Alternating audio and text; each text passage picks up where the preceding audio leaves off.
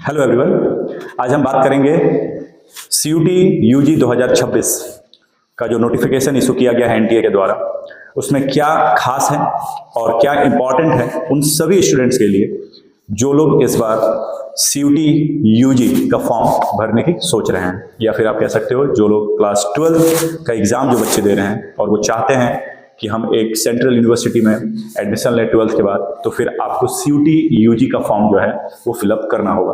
But form fill up करने से पहले आपको फॉर्म फिलअप से रिलेटेड कुछ इंपॉर्टेंट अपडेट्स जो कि एनटीए ने इशू करा है अपने साइट पर, ठीक है, उस अपडेट के बारे में पहले आपको समझना होगा एक एक करके कि क्या इंपॉर्टेंट है और इस बार क्या खास रहने वाला है।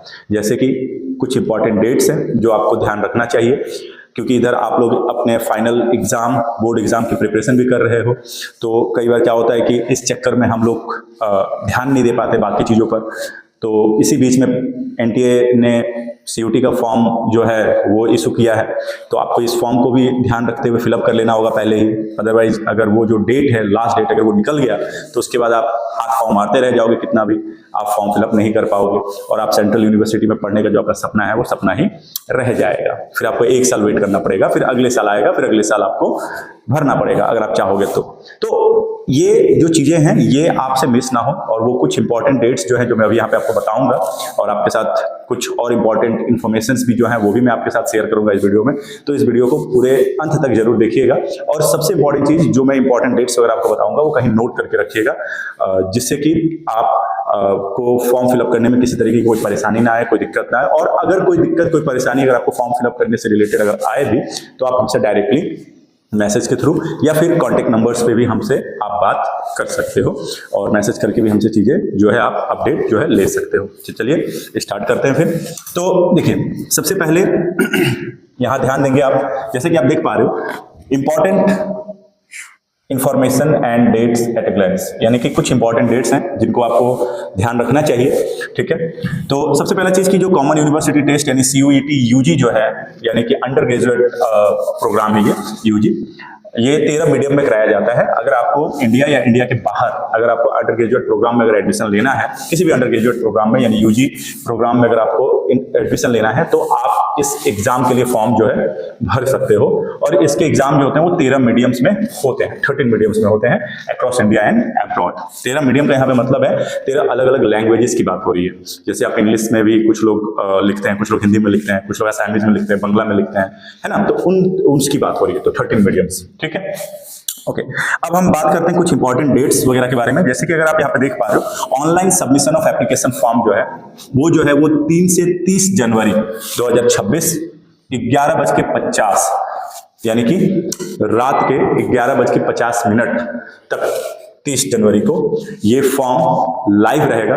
एप्लीकेशन फॉर्म जो है आपका ये लाइव रहेगा एनटीए के साइट पर, आप जाकर के फॉर्म फिलअप जो है कर सकते हो। मैं ये कहूंगा कि आप 30 जनवरी तक का इंतजार ना करें। आप ऑलरेडी जो फॉर्म है वो ऑलरेडी इशू हो चुका है 3 तारीख का। मैं आज ये जो वीडियो बना रहा हूँ आज 4 तारीख है, तो कल का ही ऑलरेडी जो है वो इशू हो चुका है, ठीक है। तो आप जल्द से जल्द इस पे क्या करें, आप फॉर्म जो है फिलअप कर ले अपना, जिनको भी फॉर्म फिलअप करना है, और लास्ट तक का वेट ना करें आप, लास्ट डेट तक का कि 30 को हम जाकर के क्या करेंगे, फॉर्म फिलअप कर लेंगे या 28 को कर लेंगे या 29 को कर लेंगे। होता क्या है कि लास्ट में बहुत सारे लोग एक साथ क्या होते हैं, इकट्ठा हो जाते हैं और फॉर्म फिलअप करते हैं, जिसके चलते काफी सारा कई बार सर्वर डाउन रहता है, कई बार जो साइट है वो क्रैश होने के चांसेस रहते हैं। तो इसलिए रिस्क ना लें। आपके पास सफिशिएंट टाइम है, 3 से 30 जनवरी काफी समय आपको मिल रहा है, 27 दिन का टाइम मिल रहा है। आप 2-4-5 दिन के अंदर जो है जमा करा दे फॉर्म और आप निश्चिंत हो जाए और अपने बोर्ड के प्रिपरेशन में लग जाए, ठीक है। तो पहला चीज है।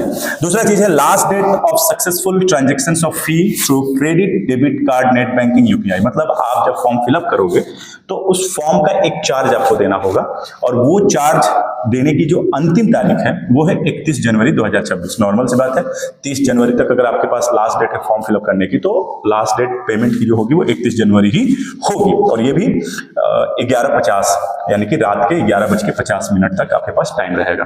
बट इस लास्ट डेट तक आपको नहीं जाना है। ये 31 जनवरी लास्ट डेट उनके लिए है जो लोग 30 जनवरी को क्या करेंगे, फॉर्म फिलअप करेंगे। आया बात समझ में? आप भी कर सकते हो अगर आपने फॉर्म सबमिट कर दिया है, मतलब एप्लीकेशन सबमिट कर दिया, बट पेमेंट जो है, पेमेंट करने की लास्ट डेट ये है, ठीक है। तो आप पहले ही ये सारी चीज़ों से निश्चिंत हो जाइए ताकि आप अपने बोर्ड के प्रिपरेशन की तरफ फोकस कर सकें, जो कि नेक्स्ट मंथ फरवरी से शुरू होने वाला है। इसमें इतने दिन तक वेट मत करिए, यही कहूँगा आप लोगों को।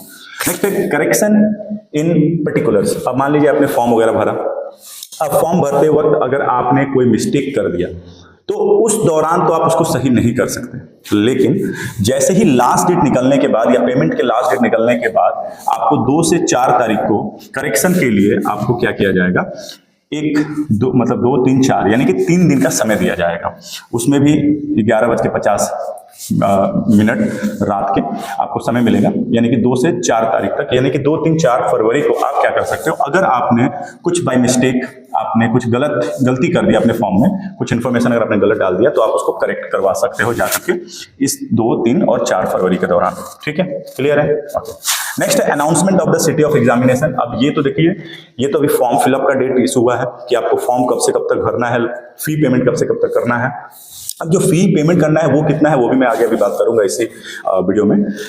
लेकिन वो जो किस सिटी में आपका एग्जामिनेशन सेंटर पड़ने वाला है या किस शहर में आपका एग्जामिनेशन सेंटर जाएगा, वो जो है वो अभी नहीं, वो एग्जाम से करीब 10, 15, 20 दिन, 15 दिन पहले आई थिंक आपको एडमिट कार्ड वगैरह जो है वो एनटीए के साइट पे आपको उसका अपडेट मिलता रहेगा। एडमिट कार्ड इशू होगा, आपका जो सिटी पड़ेगा, जो आपका सेंटर पड़ेगा जिस शहर में, वो सारी चीजें जो है वो अनाउंस हो जाएंगी। तो वो सारी चीजों के लिए आपको फॉर्म भरने के बाद और आराम से आप मार्च के एंड तक आपका फाइनल एग्जाम है, आप तब तक टेंशन फ्री रह करके एग्जाम दीजिए बोर्ड का। और उसके बाद अप्रैल से आप एनटीए के साइट पे 2-2 दिन, 3-3 दिन पे जा करके आप जो है अपडेट अप्रैल के महीने में आप लीजिए, क्योंकि एग्जाम जो होने वाला है वो अगर आप देखोगे तो डेट ऑफ एग्जामिनेशन जो है ये टेंटेटिव है, मतलब अभी एस्टिमेटेड है कि 11 से 31 मई के बीच होगा। यानी कि आप अगर अप्रैल के एंड तक अगर 11 से 31 मई के बीच होने वाला है, मतलब इस 20 दिन 21 दिन के अंदर जो एग्जैक्ट डेट है वो डिसाइड होगा, और डिसाइड होकर के आपको जो है एनटीए की साइट पर उसका सारा अपडेट जो है मिल जाएगा।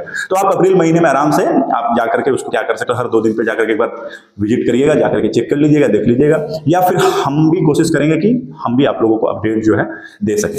ठीक है, तो ये आप चेक करते रहिएगा क्योंकि वो अभी नहीं डिसाइडेड है। और एग्जामिनेशन डेट जैसा कि मैंने बोला कि 11 से 31 मई के बीच टेंटेटिव है ये, इसी बीच में आपका एग्जाम जो है पड़ेगा। नॉर्मली वैसे तो ये पिछले बार जैसे पड़ा था, पिछले बार शायद 18 मई से शुरू हुआ था कि 17 मई से, एग्जैक्ट मेरे को भी डेट याद नहीं है, बट 18 या 17 ऐसे या 20 मई से शायद स्टार्ट हुआ था। तो उसी बीच में ये एग्जाम होता है, तो इस चीज का ध्यान रखेंगे। Display of recorded responses and answer keys, यानी कि जो आपने एग्जाम वगैरह दिया, ये सारी चीजें जो है एग्जाम देने के कुछ दिनों के बाद जाकर के आपको एनटीए की ही वेबसाइट पर आपको जो आंसर कीज वगैरह जो होती है, मतलब जो आपने एग्जाम दिया है तो एग्जाम में जो क्वेश्चंस आपके होंगे उसका जो आंसर की होगा वो भी आपको साइट पर मिल जाएगा। इसके अलावा जो हमारा जो एनटीए का साइट है जहां पर आपको सारी अपडेट जो मैंने आपको बताया कि जो भी अपडेट आपको चाहिए वो आप एनटीए के साइट पे जाकर के आप ले सकते हो। तो वो इंपॉर्टेंट वेबसाइट जो है वो आप चाहें तो नोट करके रख सकते हैं, ये उसका साइट है, आप जैसा कि देख पा रहे हो। तो इस साइट पे जाओगे तो आपको सारे इन्फॉर्मेशन जो है एक एक करके सारे अपडेट जो है वो मिलते रहेंगे टाइम टू टाइम। ठीक है, रिजल्ट डिक्लेयर कब होगा वो भी एनटीए के वेबसाइट पर ही आपका डिसाइड होगा, एनटीए के वेबसाइट पर ही आपको इंफॉर्मेशन मिलेगा। तो ये साइट जो है ये बहुत इंपॉर्टेंट है, इसका ध्यान रखेंगे। ठीक है, तो ये हो गई इंपॉर्टेंट डेट्स की बात कि कुछ इंपॉर्टेंट डेट्स जो मैंने आपको बताया, याद रखिएगा इस चीज को। एंड अब हम आते हैं इसमें फी स्ट्रक्चर को लेकर के, जैसा कि मैंने अभी आपको आगे बताया भी कि फी स्ट्रक्चर जो है इस बार फॉर्म फिलअप का वो क्या होने वाला है, तो वो फी स्ट्रक्चर को के बारे में मैं बात करूंगा इसमें। तो जैसा कि आप देख पा रहे हो इसमें 4 कैटेगरी जो है इसमें डिवाइडेड है फी को लेकर के। पहला जनरल कैटेगरी, फिर ओबीसी, एनसीएल, ईडब्ल्यूएस वाले आ जाएंगे, एससी, एसटी, और थर्ड जेंडर है सेंटर आउटसाइड इंडिया। ठीक है, जो मतलब अब्रॉड वाले, जो मैंने शुरू में कहा आप लोगों को अक्रॉस इंडिया एंड अब्रॉड जो है 13 अलग अलग मीडियम्स में इसका एग्जाम होता है। तो अगर सेंटर्स किसी का आउटसाइड इंडिया पड़ा है या आउटसाइड इंडिया से अगर फॉर्म किसी ने डाला है तो उसके लिए भी है ये। तो अब देखते हैं फी स्ट्रक्चर्स किस तरीके से इसमें बांटा गया है, किस तरीके से इसको क्लासिफाई किया गया है। तो देखिए, जो डोमेन सब्जेक्ट आपके होंगे, जैसे डोमेन सब्जेक्ट का मतलब, जैसे पहला चीज तो ये भी क्लियर होना चाहिए कि सीयूटी में जो है बेसिकली 3 पार्ट में एग्जाम होता है। पहला होता है लैंग्वेज, जिसमें आपका हिंदी, इंग्लिश उर्दू, संस्कृत या और भी जो लैंग्वेजेस हैं, ये सारी चीज़ें जो हैं इसकी एग्ज़ाम होती हैं। अब जैसे कोई बंगाली अगर सब्जेक्ट है तो वो दे सकता है, असामीज़ दे सकता है, तो इस तरीके से उड़िया का है। तो ये सारे अलग अलग जो लैंग्वेजेस हैं, इन लैंग्वेजेस का एक होता है, ठीक है ना, एग्ज़ाम, तो उसको लैंग्वेज कहते हैं।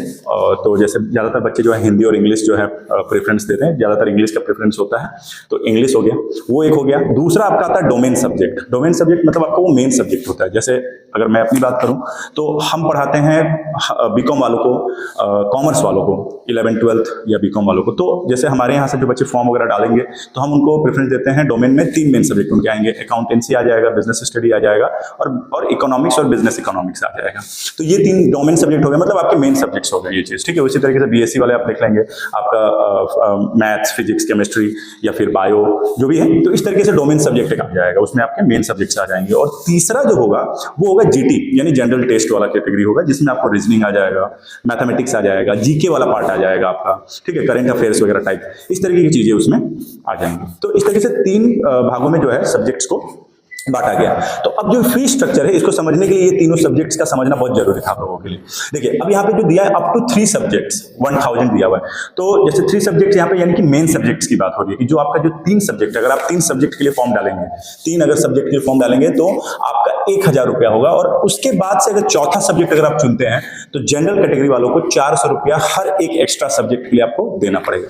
तो अगर मान लीजिए कि किसी ने 3 डोमेन सब्जेक्ट्स चुन लिए, अकाउंटेंसी, बीएसटी और क्या बोलते हैं इकोनॉमिक्स, ठीक है, या साइंस वाले भी अगर हैं, तो आपने अगर मेन सब्जेक्ट तीनों चुना तो हो सकता है कि वो 3 सब्जेक्ट जो है वो कुछ पर्टिकुलर यूनिवर्सिटीज के लिए आप क्वालिफाई हो एग्जाम देने के लिए। बट कुछ पर्टिकुलर यूनिवर्सिटीज का डिमांड ये है कि नहीं भैया, हमारे यहाँ अगर आपको एडमिशन लेना है या क्वालिफाई होना है हमारे यहाँ एडमिशन लेने के लिए, तो उसके लिए आपको सिर्फ डोमेन सब्जेक्ट या ये सब्जेक्ट से काम नहीं चलेगा, आपको ये पर्टिकुलर सब्जेक्ट यानी कि आपको ये रीजनिंग का भी एग्जाम देना पड़ेगा, आपको मैथमेटिक्स का भी एग्जाम देना पड़ेगा, आपको इंग्लिश का भी एग्जाम देना पड़ेगा। तो इस तरीके से अलग अलग यूनिवर्सिटीज जो आती हैं सेंट्रल यूनिवर्सिटीज के अंदर या सीयूटी के अंदर, जितनी भी सेंट्रल यूनिवर्सिटीज हैं, सभी के अपने अपने क्राइटेरियाज हैं। आ रहा है बात समझ में? तो इसलिए अगर आप वो जीटी वाला भी पार्ट भर देते हो, या फिर अगर मान लीजिए कि अगर आप लैंग्वेज एक ले लेते हो और बाकी 3 सब्जेक्ट जो आपका मेन सब्जेक्ट, डोमेन सब्जेक्ट अगर आप ले लेते हो, तो इससे ये बेनिफिट होता है कि आप किसी भी कॉलेज के लिए आप क्या रहोगे, क्वालिफाई रहोगे।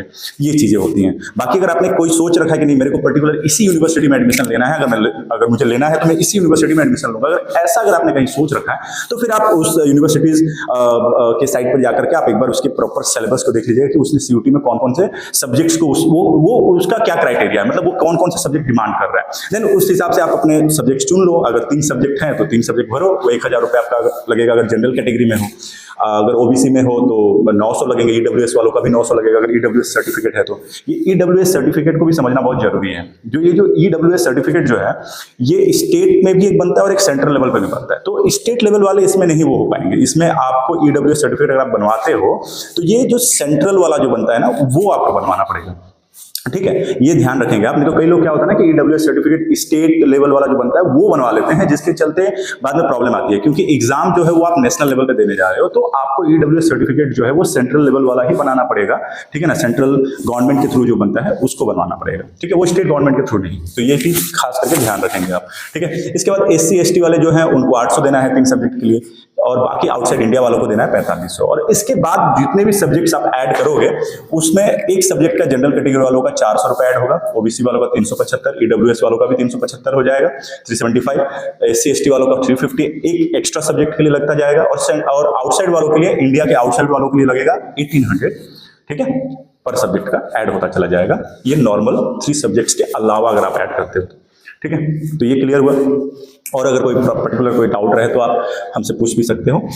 तो ये बेसिक इन्फॉर्मेशंस जो थे मुझे लगा कि आप लोगों को देना चाहिए, तो मैंने ये आप लोगों को दिया।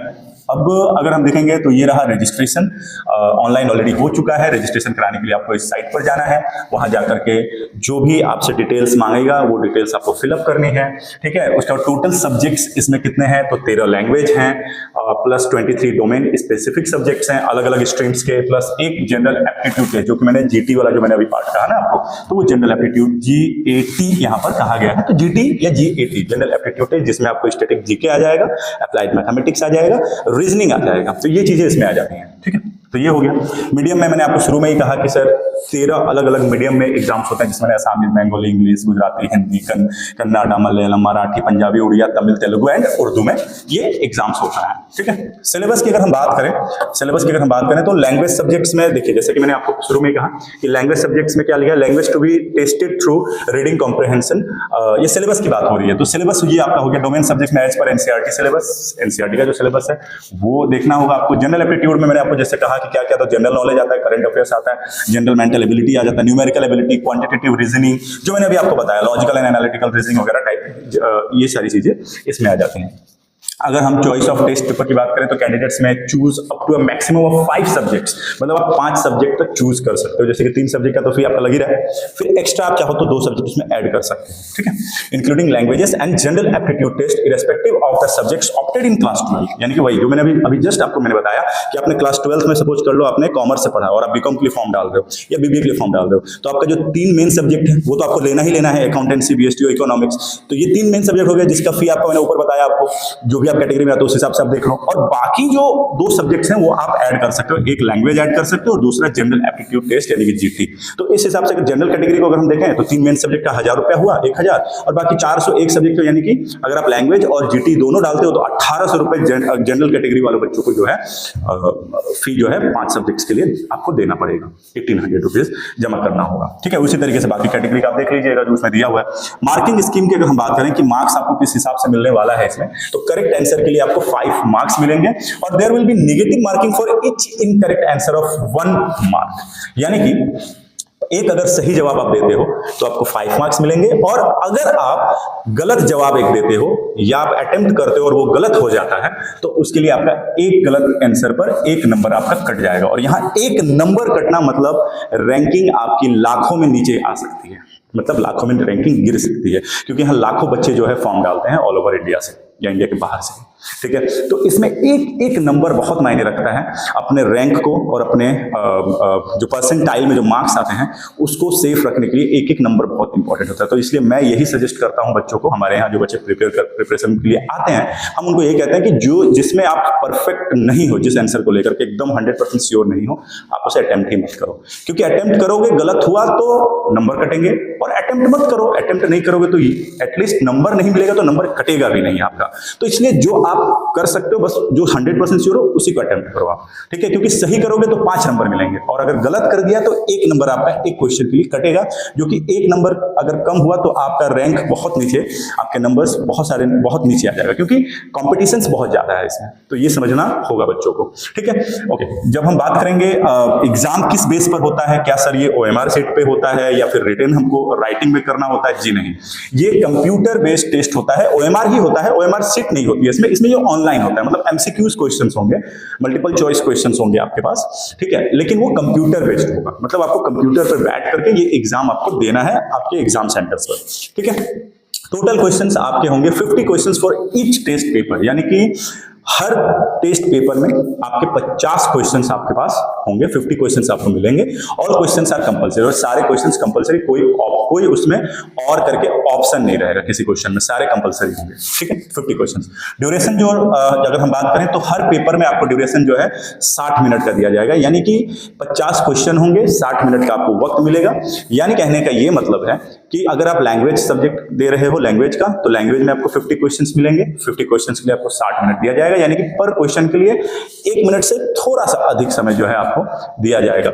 ठीक है, तो ये हो गया। शिफ्ट की अगर हम बात करें तो examination will be conducted in multiple shifts. Yes, अलग अलग शिफ्ट्स में एग्जाम करवाए जाएंगे, depending on the number of candidates and subject choices. वो डिपेंड करेगा कि कितने बच्चों ने फॉर्म डाला है और कितने बच्चों ने कौन सा सब्जेक्ट जो है वो चूज किया है, उसके हिसाब से NTA जो है वो डिसाइड करेगा कि हमें कितने शिफ्ट में और एग्जाम कराना है और किस शिफ्ट में कौन सा सब्जेक्ट्स रखना है। ठीक है, वो NTA के ऊपर हम छोड़ देते हैं, वो NTA डिसाइड करेगी और हमें अपडेट देते रहेगी समय समय पर अपने साइट पर। बस आपको क्या करना है, आपको इन इंफॉर्मेशंस को अपने दिमाग में रखना है। मैंने ऑलमोस्ट आपको बता दिया एग्जाम का पैटर्न क्या होने वाला है, किस तरीके से फॉर्म वगैरह भरना है। वो आप जैसे ही लिंक पे जाओगे वहां पर जाकर के जो भी डिटेल्स आपसे मांगेगा वो डिटेल्स आप फिलअप कर सकते हो। सब्जेक्ट्स आपका जो है वो आप फिलअप कर सकते हो, या फिर इंटरनेट कैफे वाले के पास जाइए, वो आपको गाइड करेंगे। और अगर उसके बाद भी अगर कोई दिक्कत, कोई प्रॉब्लम अगर आए तो आप हमसे सीधा कॉन्टेक्ट कर सकते हो या हमें मैसेज कर सकते हो। हम आपको कोशिश करेंगे कि हम आपकी मदद कर सकें। ठीक है, तो इस चीज का आप लोग ध्यान रखोगे। बाकी मुझे लगता है कि इस वीडियो में मुझे बताना था, जो इंपॉर्टेंट इन्फॉर्मेशन देने थे, वो मैंने आप लोगों को जो है बता दिया है। ठीक है, multiple application form submitted by a candidate will not be accepted and will lead to the cancellation of his her result. Yes, अगर एक ही कैंडिडेट अगर कई बार एप्लीकेशन फॉर्म डालता है, यानी मल्टीपल एप्लीकेशन अगर डालेगा, तो वो रिजेक्ट कर दिया जाएगा और उसके रिजल्ट भी डिक्लेयर नहीं होंगे या कैंसिल कर दिया जाएगा, और प्लस वो मान्य होगा ही नहीं, अमान्य माना जाएगा उसे। ठीक है, तो ये सारी चीजें थी। अब रही बात कि कौन कौन से यूनिवर्सिटीज इसके अंदर आते हैं, तो इसमें नीचे वो सारी लिस्ट जो है दी गई है, तो आप अगर चाहें तो आप एनटीए के साइट पर जाकर के भी आप क्या कर सकते हो, ये पूरा का पूरा जो वाउचर्स है वो वाउचर आप डाउनलोड करिए, डिटेल्स उसमें जाकर के देख लीजिए, एंड देन उसके बाद कोई कंफ्यूजन अगर रहे तो आप हमसे पूछ सकते हो। तो मुझे लगता है कि मैंने जो भी इंफॉर्मेशन इस वीडियो में दिया बहुत ही हेल्पफुल होने वाला है आप लोगों के लिए, खास करके उन बच्चों के लिए जो पहली बार सीयूटी यूजी का जो है 2026 में फॉर्म डालने जाने वाले हैं, या जो कुछ कंफ्यूजन जो था वो कंफ्यूजन मुझे लगता है कि मैंने क्लियर किया। सो थैंक यू, एंड मिलते हैं फिर आगे और इसी तरीके के इंफॉर्मेटिव वीडियो के साथ। Thank you.